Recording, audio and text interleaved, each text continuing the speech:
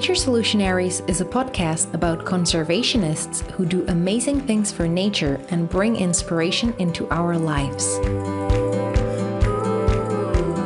Hello, today I'm chatting with František Příbrský, who is a Czech zoologist. Since 2014, František has been fighting the illegal wildlife trade in Indonesia, and thanks to his organization, the Kukang Rescue Program, hundreds of endangered animals were protected. František, welcome. Hello, thank you very much for the invitation. We'll talk about the animal black markets and your solution to this problem, but let me start with a simple question. How did you become a conservationist? Then we can go to really deep history when I was child, and my parents took me almost every week to the zoo in our city, and then I fell in love with animals, and since that time I think I was sure that my mission in my life will be conservation of the endangered species. And did you like to see animals in captivity? I mean, in the zoo? And that time, when I was child, I didn't think so deeply about this, but then I realized that in the zoos, the animals are in human care because of some reason. And then I learned that in the zoos we have protection. We have programs for breeding of endangered animals, with main goal of the conservation of the species. So it's fine for me. Okay. And why did you choose to protect the greater slow loris and pangolins?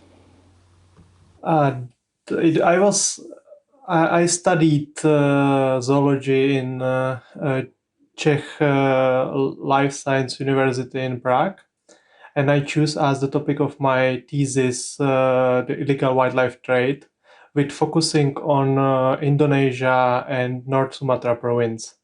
And because of this, I traveled to Indonesia and I wanted to see how wildlife trade look like in reality. And I visited few animal markets and few wildlife rescue centers, and I tried to learn how it's going on, why animals are trafficked, and what organizations try to do with it. And then that time I realized that in the markets we can see everywhere slow lorises. And I learned that these animals is protected, for example, exactly with same status as the orangutans, pangolins, and other endangered animals like tigers, rhinos. But actually for lorises, no one care, especially in Sumatra. And so I started to interested why. And the answer was because there was no any single organization trying to protect these endangered animals. So after I graduated, I decided to go there and try to do with it something. And why was no one interested in slow lorises? Also, can you tell the listeners a little bit about what slow lorises are, how they look? I think so I will try to answer for first questions why no one interested. I don't think that no one really interested there because actually there are organizations trying to protect slow lorises. For example, in Java, it's International Animal Rescue or Little Fifers Project and other. But in Sumatra, there was no any single one. And actually, this less interest for small endangered animals is because there is a huge interest for big, sexy animals, species like orangutans, tigers, rhinos, elephants. But and actually, a lot of money is going for conservation of the species, but much lower interested and much lower money is going for these smaller animals, like for example, slow lorises, pangolins, and many critical endangered or even extinct songbird species in Indonesia. And sorry, what was your second question? If you could speak a little bit about slow lorises. I mean, it's not such a well-known species, not like orangutans. Yeah, they are small prosimian species, so they are closely relative to the humans because they are also primates, and they are really cute. So first sign that you can see when you see slow lorises, you see the big eyes, and these eyes they have because they are nocturnal. So it means they are active only during the night, and these big eyes help them with their nightlife. And because of their cuteness, people often hunt them and they keep them as the pet. So actually, the pet trade is the main problem for them, and it's the main reason why they are endangered next to the habitat loss. And how much attention do you pay to the protection of slow lorises compared to the protection of pangolins? For slow lorises, we started to interested already since 2014. So we try to do something for them already 6 years, and we work hard every year, every month, every week, every day. We have organization in North Sumatra with several activities. But after several years in the field, in the era, we realized that slow lorises are not only one endangered animals in Sumatra, of course, but even not most endangered animals in the area. And we realized that pangolins are totally hunted, uh, totally almost extinct from the Sumatra because people hunt them in huge amounts, and only during one human generations we can say that they are almost extinct. That people hunt them so much that we almost cannot see them in the wild anymore. So actually, it's around 2 years ago since we met. No, it's more. It's like already 3 or 4 years ago. We met with Louise Fletcher from UK. She's member of the IUCN Pangolin Specialist Group, and she asked us if we don't want start to do something also for pangolins. So we agreed because we had already some capacity. We had center, we had people, and that time we started also with pangolin conservation. And this year we got a great partner in Prague Zoo, Ostrava Zoo, and Olomouc Zoo. And with these zoos, we started actually a program called Tringling Conservation Program, when Tringling mean pangolin in Indonesia language. Wonderful. We'll talk about that. And now I would like to know a little bit more about the illegal wildlife trade. Why does it happen? It happened because Indonesia has really rich biodiversity, and Indonesia is still full of the great species. And people hunt them for several and different reasons. So people hunt some animals because of wildlife pet trade, like in the case of the pangolins, but sorry, in the case of the slow lorises. But huge amount of the wildlife trade is going on because of the traditional medicines. So it's depend on the it depends on the species, and it depends on the area.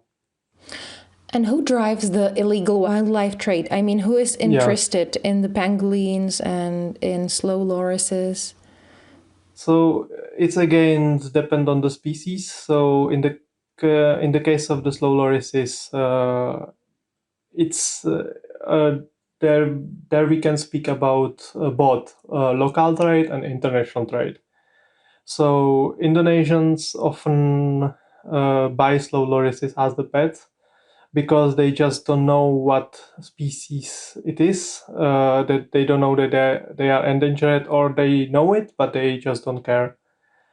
So local market is important in the slow loris wildlife trade, but there is also a huge amount of slow lorises smuggled abroad from Indonesia for trade in Japan, in Russia, or even in the Europe. In the case of the pangolins, we can speak about demand coming from China and Vietnam mainly, where they use the scales for traditional medicine purposes, and also where they eat the meat as the delicacy in expensive restaurants. And is the demand for slow lorises and pangolins growing?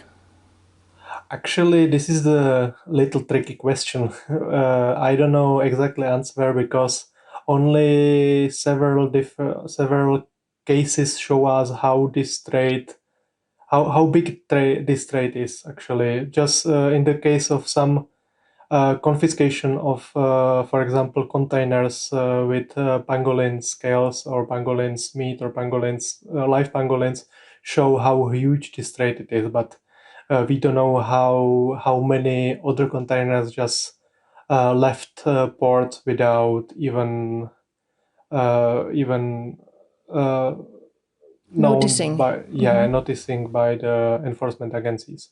So according some research, we can see that, for example, pangolin trade is moving from in the places because usually the people hunt them so much in the area until there are not so many left, and then the trade move to other places.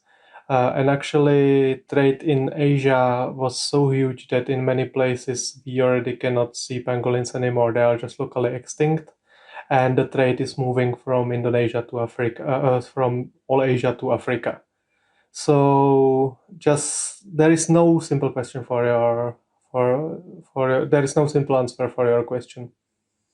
Okay, that's the case of pangolins. And is it the same for slow lorises, that you also don't know the volume of the wildlife trade in slow lorises? We don't know exactly volume, but we are sure that they are traded every day. Because in the time when I did my thesis in Indonesia, I saw slow lorises in almost in every market, in almost every street where they sell the animals. But you cannot see this anymore because simply the trade moved from streets to internet, where these sellers don't have so it's not so danger for them because it's not It's so much easy to more catch. hidden, right? Yeah, it's much more hidden. So it's also again difficult to say how big this trade is, but we are sure that it's still in huge amounts because again, slow lorises are confiscated in different places in different amounts every month. And how do you find out about the containers filled with slow lorises or pangolins? This is actually not our work. This is work of the enforcement agencies and police in the country. But it's we can say that it's the same investigation like in the drug trade. So there have to be people investigating this trade, investigating the poachers, middlemen, sellers, and then Mm-hmm. only if they have big luck, they can confiscate some shipments of this wildlife. I have always wondered what happens to the confiscated, I don't know whether to say products or animals, because some of the animals are still alive, but some of the containers contain dead bodies and only parts, right? Like the scales. So, what happens to the confiscated live animals, and what happens to the confiscated materials from the animals? Mhm. The confiscated materials should be destroyed. So, in the case of the scales, for example, or for example, frozen pangolins, uh, the enforcement agencies or polices usually burn it, or they just put it under the soil or something like that. In the case of the live animals, the best scenario is when they confiscate it, they move it to some rescue and rehabilitation center where animals stay for necessary time, where they undergo the rehabilitation, and after the proper rehabilitation, they should be released back to the wild with proper pre-release and also post-release monitoring. So, but reality is often different because, especially in Indonesia, there is lack of this rescue and rehabilitation centers. So often the animals are nowhere to move. So often they just release them directly after the confiscation, which is actually not really good. So what happens to the animals? Do they survive? Oh, again, then we cannot speak really generally about all animals, but I can say, for example, if we speak about the pangolins, then we can be sure that they don't survive if we release them exactly after the confiscation, because they are highly territorial and usually they have many health issues which need to be treated, and if they don't go to the rehabilitation first, then there is a really low possibility that they survive.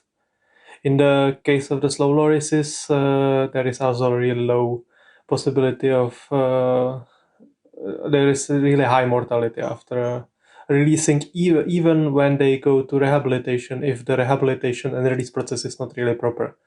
So, for example, in the case of releasing of the slow lorises in Indonesia, the mortality was also almost 70% during the time when I studied it. But it is much improved now because we realize that animals need proper rehabilitation and proper habituation, for example. So they also need to spend some time in the area where we plan to release them. And if everything is working, then they can be released and monitored. And how many animals can you take in? To our center? Yes. We are still quite new, and we are not big like, for example, International Animal Rescue.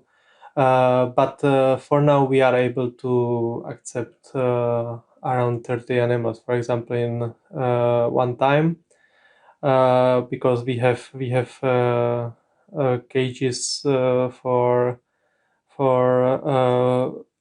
slow lorises and pangolins, and we can, for example, use also pangolin enclosures for lorises if it's necessary. But we are still like new organizations, and our center is still developing. So, for example, right now we are building new pangolin quarantine enclosures. So when you said 30, does it mean 30 per year or 30 per month? That would be our capacity, I mean. So Okay. And how long do they stay in the center? yeah, that it's also different, because then you can get animals which was just hunted. So it's just in human hands, it's only a few days, for example. And if you even know where it was hunted, then you can release it back in the same area.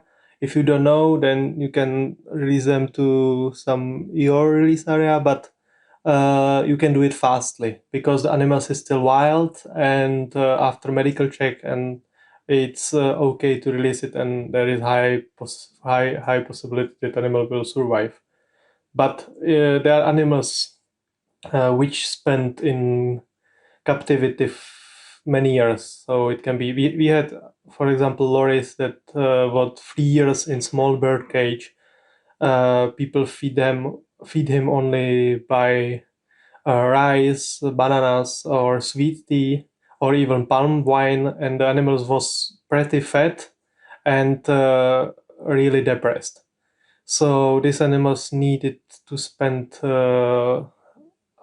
more than 1 year in our rescue center before it was even possible to think about his releasing.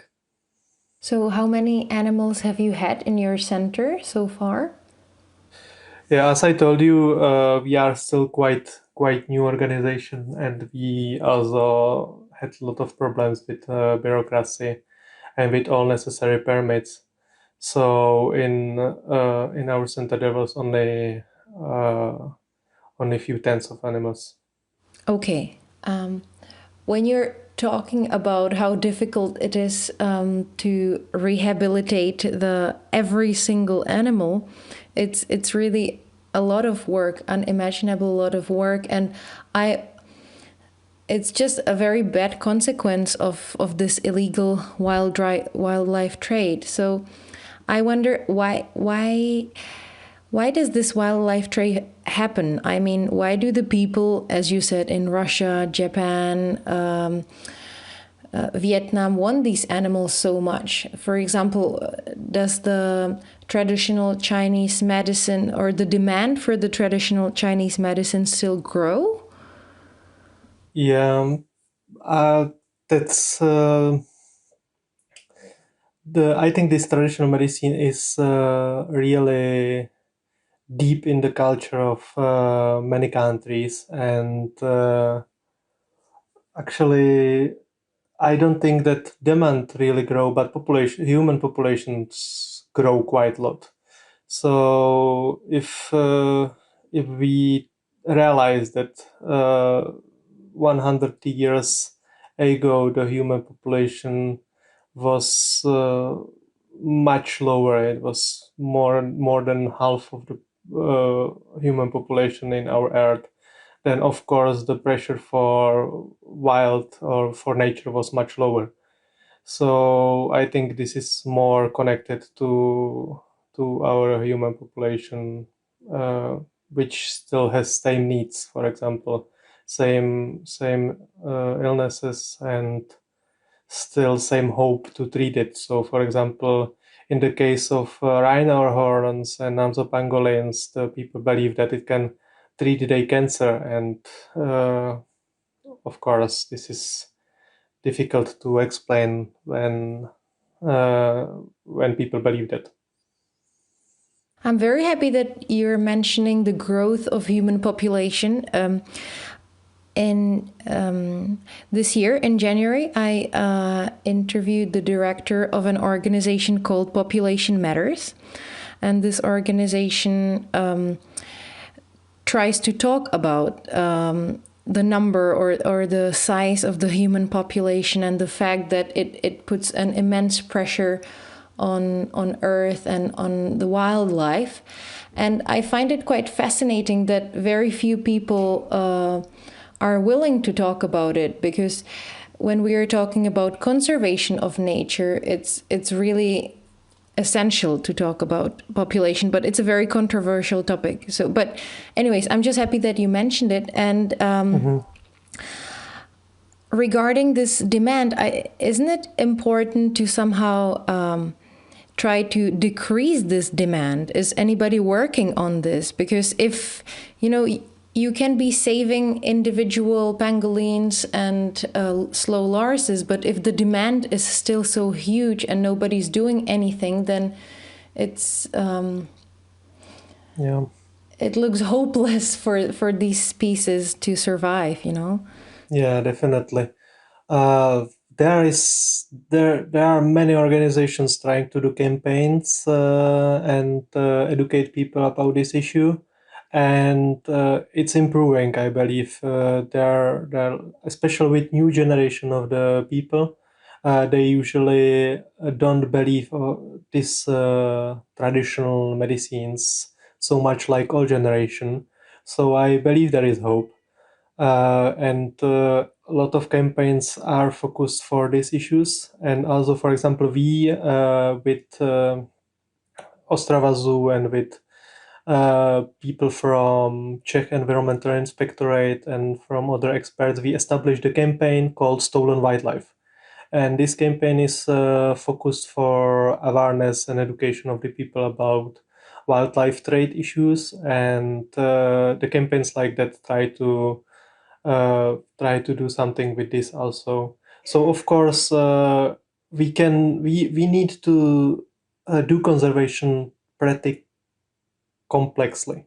We cannot do only, like you told, rescue and rehabilitation of the individual species, because actually this help only the species, and it's help improve the law enforcement, for example, because when law enforcement agencies enforce it, then hunters and middlemen don't have so much space to do their illegal activities. But of course, the education is same important like this, because young generation is the generation which will take the world to their hands after us, and they will decide what to do. So it's important to work with children, of course, and show them that if they will not change their attitude, and they will do same, for example, like our generation, there will not left so many wild species in the earth. And also it's important to work with local communities, for example. So it's why we work with communities living exactly in the place where this wildlife lived. And so yeah, this conservation is pretty complex, and we cannot focus only for one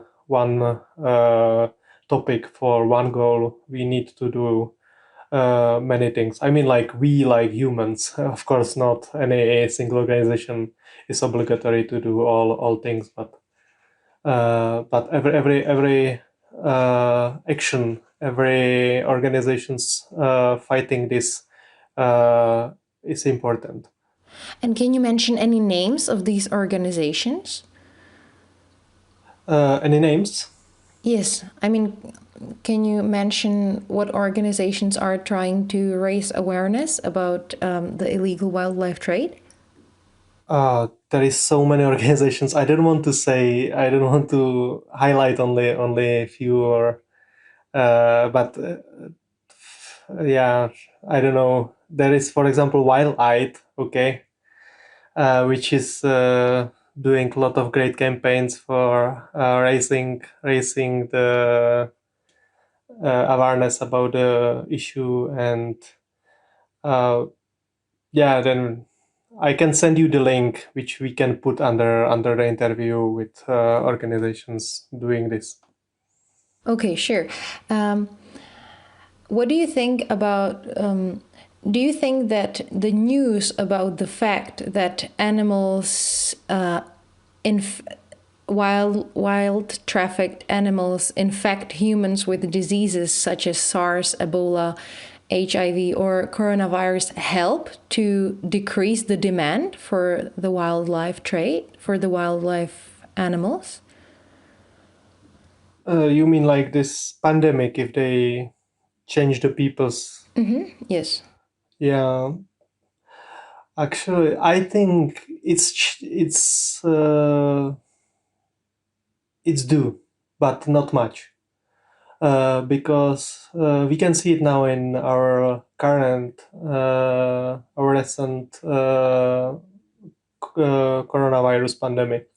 All the world know that the coronavirus is coming from bats, and actually the pangolins was most probably transmitter from bats to the humans.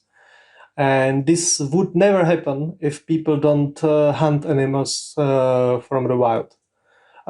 These animals would never get so close each other in the wild, so the coronavirus would not transfer from bats to the pangolins, and then from pangolins to the humans, if people don't hunt them. So there is clear reason why we have this COVID pandemic now, and it's wildlife trade. But who speak about wildlife trade now? Everyone is speaking about pandemic and about the health issues, about vaccination, and about how we can get through this, and how we can survive the pandemic and get our lives back. But I cannot see almost any news saying that we should battle illegal wildlife trade to avoid that another pandemic will come to humans in next year, for example. So it's the people know this, but they are focusing only for the problems, but they don't focus for reasons of the problems. And can you explain why? I think that it's too difficult to battle the wildlife trade, and it's too for most of the people it's too far away. So people don't see this trade going on in front of their houses. They just know this is happening somewhere far away from their homes in China, in Asia, in Africa, somewhere. So for us in Europe, for example, it's like somewhere in the end of the world. But if they get sick, it's happening to them. So of course they try to solve their illnesses, but they don't realize that they should care about this. So of course normal people cannot solve this problem, but politicians and people who decide this, they should really try to do their best to focus also to battling the illegal wildlife trade. And do you think that it's a valid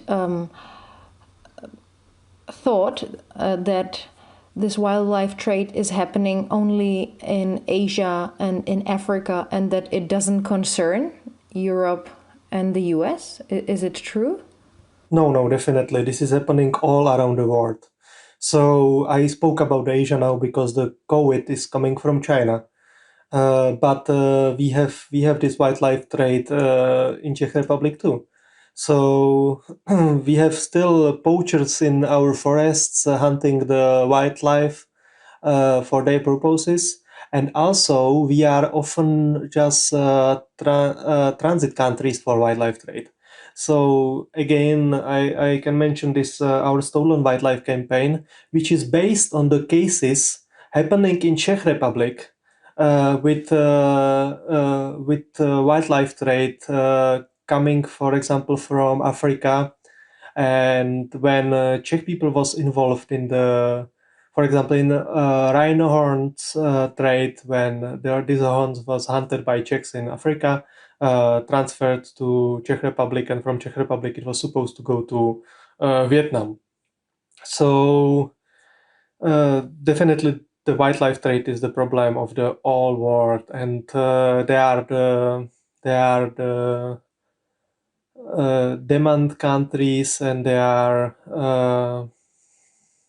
countries, the source countries, and this is like mixing. So we have we are not only victims in our, let's call the developed world. Okay, so we talked a lot about the wildlife trade, now illegal wildlife trade. Now, what solutions have you found to tackle this problem? For me, like I can speak about our work and our case, so I don't want to speak about it in general because again, it's a really difficult topic with different solutions. But as I mentioned before, in our case, I found that we need to do it complexly.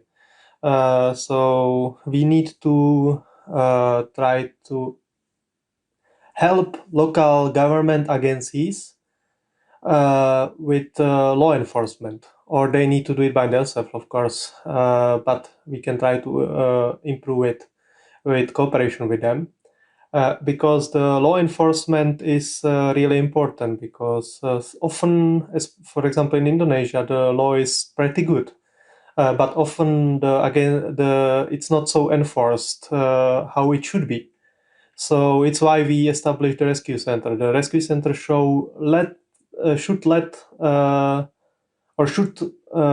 make the place for enforcement agencies where they can put animals after the confiscation. And then, of course, it's necessary they do this proper rehabilitation and release.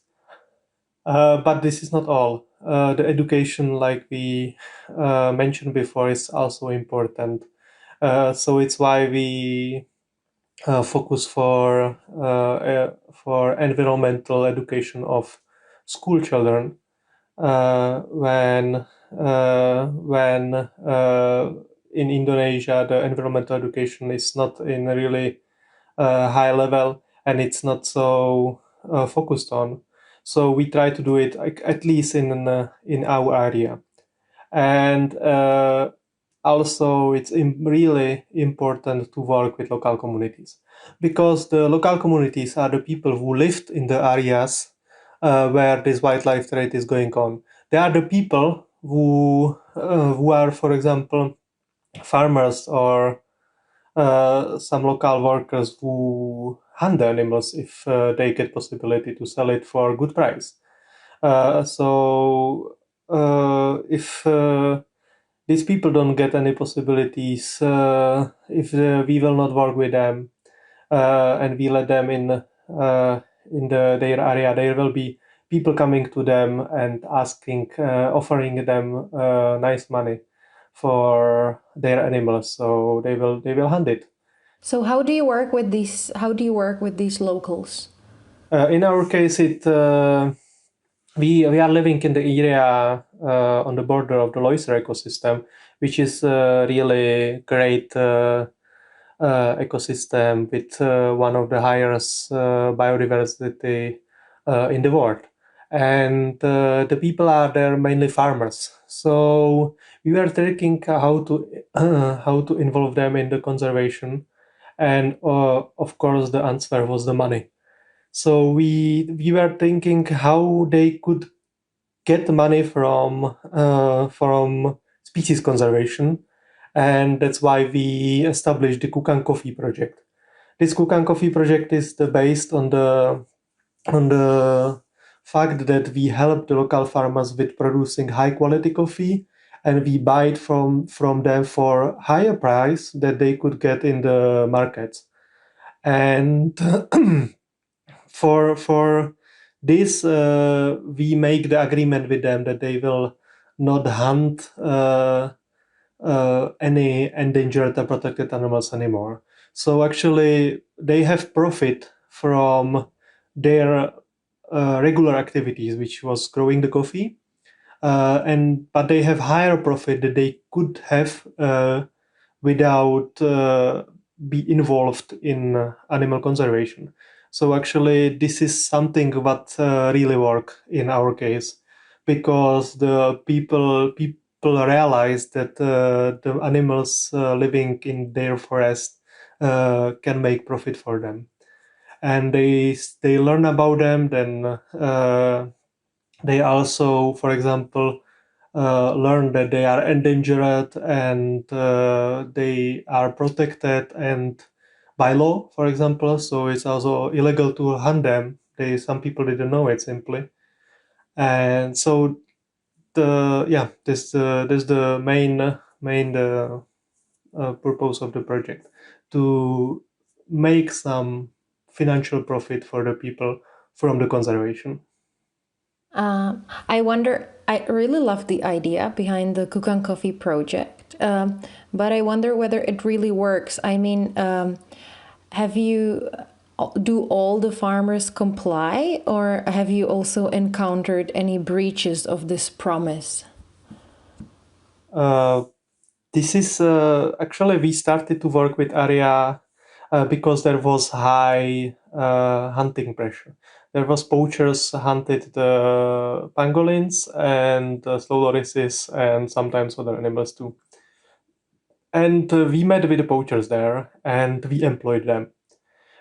We just realized that they are nice young guys who hunt just because they are bored or because they can get some little extra profit from this. And these hunters, these ex-poachers, who are now members of our organization, they are actually the people who control these local farmers if they don't hunt, and they control if they produce a high quality coffee. So or I don't want to say control, because they help them. They give them advices which they learn from our experts, and they cooperate with the farmers on this. So actually, we have our employers in the area, actually these ex-hunters, who take a look on the project, and it's worked really well, because actually these days we are cooperating with one film producing companies who is shooting the documentary for Netflix about the slow lorises, because this area became one of the best areas for uh, to see the slow lorises in the Sumatra, because they don't hunt them anymore for several years, and the animals are quite common in the area, and they are not afraid of the people. Perfect. We can look forward to a documentary about slow lorises then. Yeah, definitely. It should be released in the beginning of the year 2022, actually. And it will be documentary about national parks, not only about slow lorises, but one of the national parks will be Loiser, and slow lorises will be included. Okay, okay. So this will also help to raise awareness about slow lorises. So we talked about the Rescue and Rehabilitation Center and about the Kukang Coffee project. I wanted to ask you, who buys the Kukang coffee? Uh, Everyone can buy it. We I know just everyone, but yeah. yeah, we just start with e-shop that's called Kukang linecoffee.org, where people can buy it online. And actually, we opened a coffee shop in Czech Republic in Ústí nad Labem city, where people can just come to the coffee shop and buy the coffee from our area, from our farmers. So yeah, not everyone can go to Ústí nad Labem in Czech Republic to drink the coffee, but it's possible to buy it online. So the main point was to export this coffee from Indonesia to Czech Republic, where we can sell the coffee for a higher price, and where we can also raise the awareness to the people about this issue. So it's the main reason was definitely not to make some business from that. So it's not generating some high income. We just want to be independent and sustainable, so we can pay the costs for employer in the coffee shop, and to be able to run this project, so we can still buy the coffee from the farmers in Sumatra, and they can still be motivated to protect their wildlife. Okay, and how do you finance the whole project? All our organization, we have of course several different sources of our financing, but our main source are zoos, uh, mainly from Czech Republic, and we have like eight partner zoos, which are Ostrava Zoo, Olomouc Zoo, Liberec Zoo, Hodonín Zoo, Zoo na Hrádečku, and also one of the biggest Polish zoo, Wroclaw Zoo, one German nature zoo, Rhine, and Overhand Zoo from Netherlands.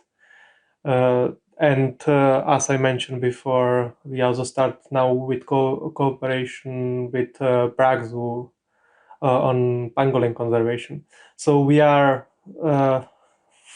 financed, we are paid mainly by the zoos, and of course we get some personal donations from people or from some companies. And for some projects, we also applied for some grants. Like, for example, with Czech Development Aid, we got a grant for developing this Kukang coffee project because it's focusing on development aids of helping the people to improve their situation in sustainable way. All right. Now I'd like to ask you a few more last questions regarding your conservation work, and then wrap up the interview. So, what is it like to constantly travel between the Czech Republic and Indonesia? Yeah, it's not so easy because actually I don't have one home, or I don't have place where I could be based all the time. But actually I have, like, I can say now that I have two homes. One is in Czech Republic and one is in Indonesia. Because I don't travel so often, like maybe you imagine, because I spent in Indonesia more than half a year every year, but I stay there all time long. So I just go there and stay in Indonesia for 6 months, for example. Then I come back to Czech Republic for some time and then go back again. So it's a little bit like nomad life, but I still like it. I don't want to actually do it like that all the time. My main goal is to uh, build up the team of the Indonesian conservationists who would protect their wildlife by themselves, because sorry, because the Indonesia is their country, and they should be the people who protect it.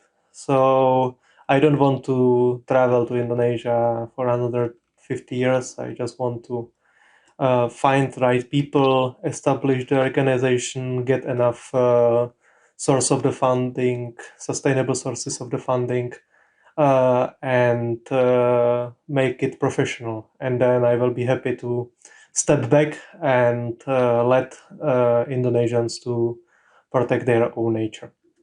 And how do the Indonesian locals feel about your work?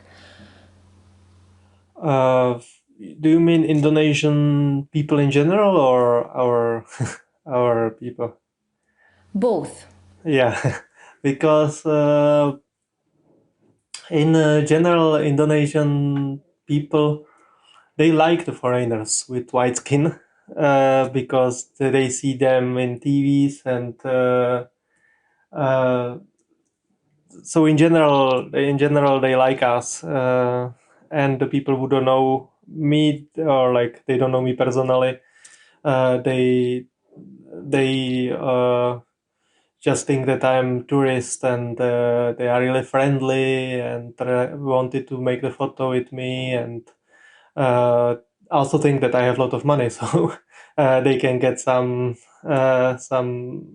profit from it. For example, like that I will buy their goods for good price, and that I will take their service for good price, and so it's a friendly country for foreigners in general. But they don't much understand what we do there. So, for example, I am still a little bit struggling with local government, when they still think that I am there because I am looking for some profit for myself.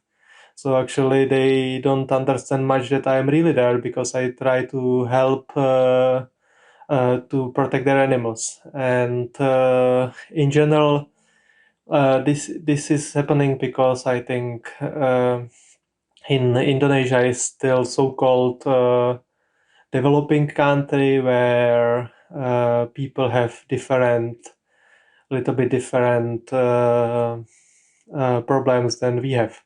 So they don't understand why someone from other countries coming to their country and trying to protect their animals, when I can make the money for myself somewhere and be happy. So I'm a little bit struggling with this, when some some government people don't believe that our activities are pure and really focused for conservation, not for making the profit from their country, for example. But we are really, or I am really happy for and proud on my team in Indonesia. Not only in Indonesia, in the Czech Republic also, but in Indonesia we have great team of the local people. That's already 15 people who work hard uh, for our organization and for conservation, and they are really happy that we are there because they already know us a long time. They believe us, and they are happy that they get possibility to protect their own nature. So, And is it yeah. easier for them to persuade the locals to protect the nature than if they hear it from you? Actually, that was on the beginning. I had different ideas, for example, because I had only my European point of the view how it should be and how it should happen, but it changed fastly because I realized that we are in Indonesia, so we have to accept this fact and cannot bring on our ways how to protect the nature in their country. But if people are clever enough and realize this, then same like we can find a way, like win-win solution, how do it professionally, but same time do it in the way that is acceptable for Indonesia and for local rules and for local culture, and accept all what is necessary. So it was not automatically that I just bring some my idea and they accept it, but we just found a way which make both sides happy, if I can say it like that. Okay. And I wonder, your work is quite difficult when you see all the wildlife trafficking. Do you sometimes feel hopeless? I feel sad, but not hopeless. I never feel hopeless because I still believe the people. I see that people, if they get enough possibilities and they get support, they do something good, and they can change. So of course, it's really sad to see how animals are disappearing. It's really difficult to see animals in the market, for example, in the cages.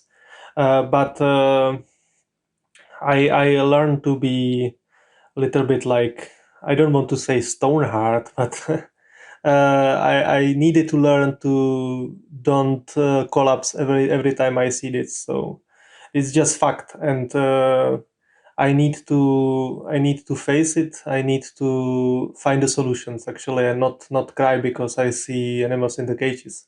So I am sad sometimes to see that, but I am never hopeless because I believe that if we, as the humans, will wake up and realize that if we will not protect animals and we will not change our attitudes, then we will destroy the nature. And actually, the truth is that nature will survive, but we will not survive without nature. So I believe that people in the end will realize that we need nature and nature don't need us, and we will protect it because we just simply need it. And could you give the listeners one tip or recommendation what they could do for nature protection? Everyone from us should start from ourselves. So we need to realize that everyone is important and everything what we do is important. So what we do every day is changing the world. So in good way and also in bad way. So everyone could realize that it's good to not only take but also give. And I can use words of my mentor. which was Petr Čolas, director of the Ostrava Zoo. And he told that we should do we should do our best. So we left the world with our actions and with the stage the better than we got it. So we can do something for the world that change it a little bit in better way than, and we give it to our generation in better way, or at least in same stage like we got it. And that's true. So everyone should do their best to try to don't take only and give and don't destroy it and build, and everyone can choose how to do that.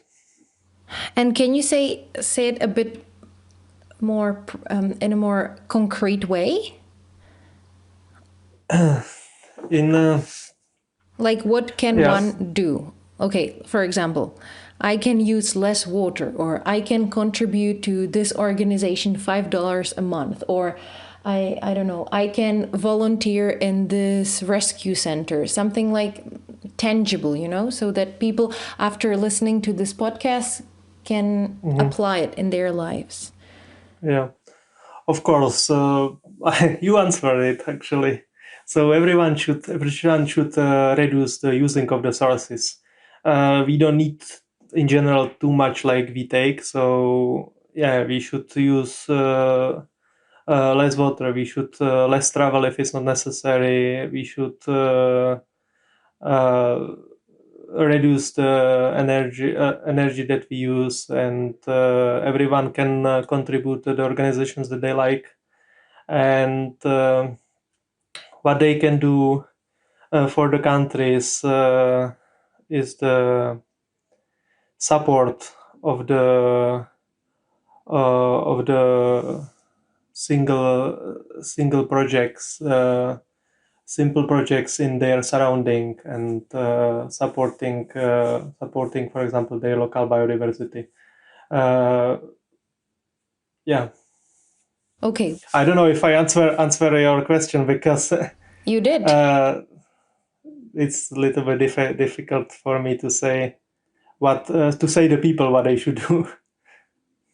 Well, everyone can pick one thing out of all those things that you said and apply it. It's up to them. I would like to thank you very much for the interview. It was very interesting for me. Mm-hmm. And congratulations on doing such amazing work. Thank you very much for the invitation, and thank you also that you try to spread this message to the people. And I mean, spread the message about needed of nature or wildlife conservation, and so it's also really important, I think. So thank you also for your work. It's my pleasure. For more information about the Kukang Rescue Program, go to the website kukang.org/en. That is kukang.org/en, and check the Kukang Rescue Program Facebook page.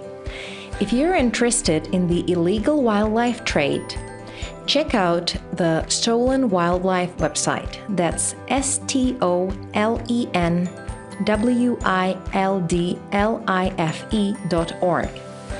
Thanks for listening, guys. I hope you enjoyed this episode.